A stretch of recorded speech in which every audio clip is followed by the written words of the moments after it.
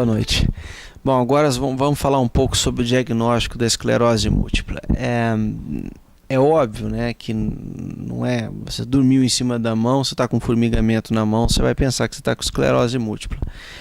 Então, a ideia desses vídeos não é criar, né, apavorar as pessoas, que às vezes a pessoa acha que está com alguma coisa, lê escrito lá no Google, ou ouve, né, alguém comentando, igual no meu caso, e acha que está com a doença. Mas nós médicos e os pacientes também devem, pelo menos, pensar, né, que podem estar sendo acometidos por algum problema, né, quando eles começam a apresentar sintomas súbitos, né, e sintomas mantidos, né? Por exemplo, você acorda com a metade do seu rosto amortecida, né?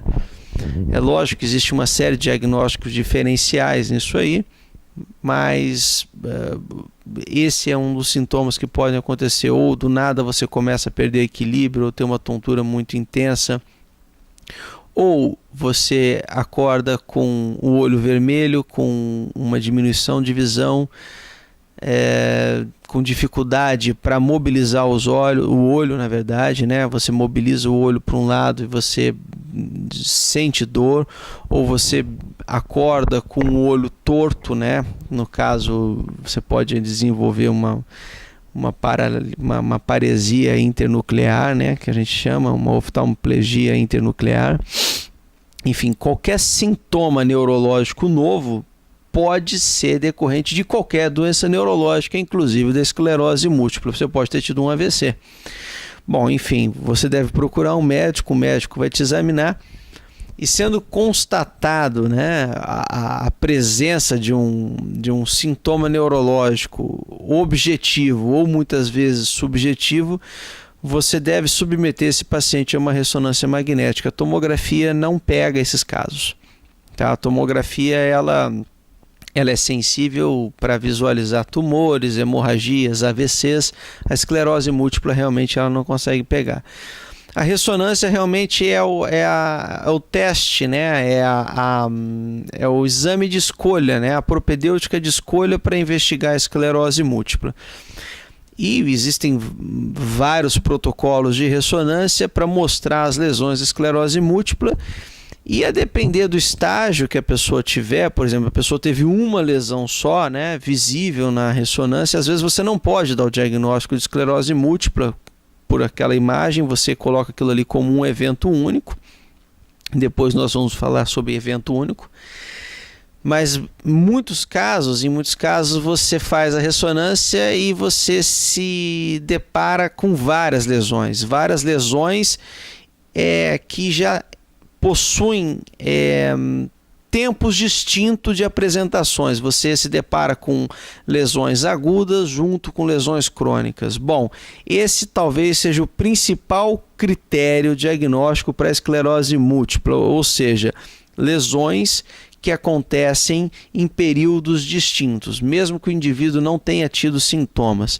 Tá? Então você pega uma ressonância num indivíduo que chega no seu consultório sentindo a metade do rosto formigando e o braço também. Você vê na ressonância uma imagem aguda contralateral ao sintoma e outras imagens crônicas, né?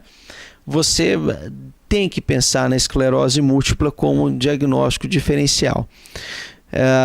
A esclerose múltipla ela tende, né, a ter uma imagem que nós chamamos não são todos os casos, óbvio, né, de chama de vela, que é quando ela compromete o corpo caloso. O corpo caloso é uma estrutura, né, de substância branca que atravessa de um lado para o outro do encéfalo, e muitas vezes a esclerose múltipla ela tende a envolver o corpo caloso e gerar imagens que sobem em direção a ele. Você vê isso quando nos cortes sagitais. O corte sagital é aquele que você vê de lado, que você consegue ver o nariz, o olho da pessoa, tá? Então essa imagem ela é um tanto que típica da esclerose múltipla. No entanto, você pode ter uma imagem única e você não consegue fechar o diagnóstico. Às vezes você pode ter uma imagem comprometendo o nervo óptico, que pode te deixar em dúvida de numa neurite óptica isquêmica, muitas vezes, né? Então, a ressonância, por vezes, pode fechar o diagnóstico junto com o quadro clínico e por vezes, pode não fechar o diagnóstico. Além da ressonância, em casos de dúvida, você pode lançar a mão dos potenciais evocados. Você tem o potencial evocado somatosensorial, você tem o potencial evocado visual e o potencial evocado de tronco cerebral. Isso aí são para aqueles casos nos quais você não está tão certo ou quando o paciente não tem uma clínica tão exuberante. Bom, apesar de hoje em dia não ser uma rotina mais colher o líquor obrigatoriamente quando você tem critérios clínicos e de imagem, muitas vezes nós lançamos mãos da colheita do líquor e o principal objetivo da colheita do líquor é procurar